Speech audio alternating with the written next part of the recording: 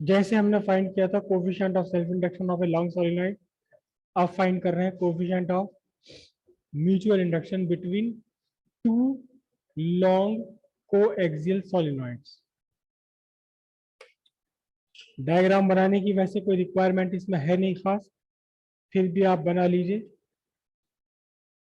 एक ये सोलिनॉइड जिसमें नंबर ऑफ टर्न्स हैं N1, दूसरी कोएक्सियल सोलिनॉइड है, इसी के साथ रखी हुई है बिल्कुल, दोनों की एक्सिस सेम है, लेकिन दोनों में नंबर ऑफ टर्न्स डिफरेंट भी हो सकते हैं, सेम भी हो सकते हैं। यहाँ तो एक्चुअली सेम बन गई है, कोई बात नहीं। दूसरे वाले में नंबर ऑफ टर्न्स हैं कितने, N2, total number of turns. It is not the number of turns per unit length, total number of turns. और इसकी लेंथ है, कितनी लेंथ है इसकी, दोनों की लेंथ सेम है, क्योंकि दोनों एक ही फॉर्मर पर एक साथ हमने वाइंड किए।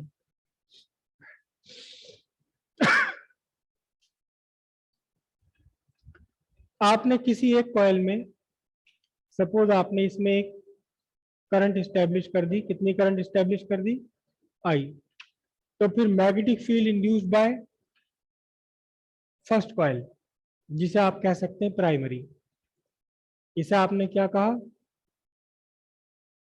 प्राइमरी, और दूसरे वाली को क्या कहा, सेकेंडरी। एक्चुअल में प्राइमरी सेकेंडरी कोई भी नहीं होती। अगर आप इस वाली कॉइल में, जिसे आपने अभी सेकेंडरी कहा है, इसमें करंट का वेरिएशन देख करें और ऑब्जर्व करें सेकेंडरी दूसरी वाली कॉइल का, तो जिसमें आप चेंज कर रहे हैं वो प्राइमरी हो जाएगी, जिसमें उस चेंज का इफेक्ट आप ऑब्जर्व कर रहे हैं वो सेकेंडरी हो जाएगी। प्राइमरी सेकेंडरी कोई भी नहीं होती एक्चुअली। ये तो डिपेंड करता है कि आप किस में चेंज कर रहे हैं और किस में उसका इफेक्ट ऑब्जर्व कर रहे हैं। तो magnetic field induced by primary, B1 equals, वैसे तो B1 ना लिख के B लिख दूं, mu naught N1 I by L, सीधे रख दिया मैंने, ठीक है। ये प्राइमरी ने इंड्यूस किया, टेस्ला इसकी यूनिट होगी। Then magnetic flux linked with each turn of secondary coil, कितना हुआ, magnetic flux linked with each turn of secondary coil, secondary coil से हर एक टर्न से कितना, जितना मैग्नेटिक फील्ड में ये रखा हुआ है into area of cross section, ये हो गया वेबर। अब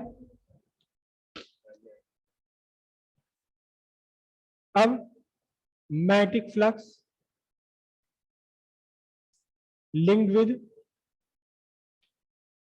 सेकेंडरी कॉइल, पूरी की पूरी कॉइल से कितना मैग्नेटिक फ्लक्स लिंक्ड होगा, एक कॉइल, एक टर्न से linked magnetic flux into number of turns, जो कि आपके क्या है, N2 है। तो अब यहां से कितना मैग्नेटिक फ्लक्स हुआ,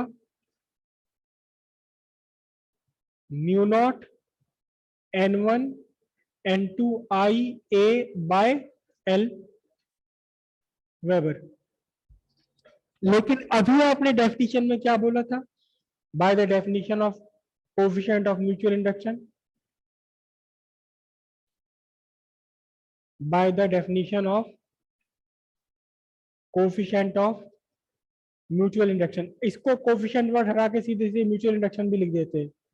आपने कहा था phi B is equal to M I, तो क्या करें, इन दोनों को इक्वल कर दीजिए, ये भी वही मैग्नेटिक फ्लक्स है, ये भी सेम मैग्नेटिक फ्लक्स है, तो फिर m क्या निकल कर आया, m निकल कर आया म्यू नॉट N1 N2A/L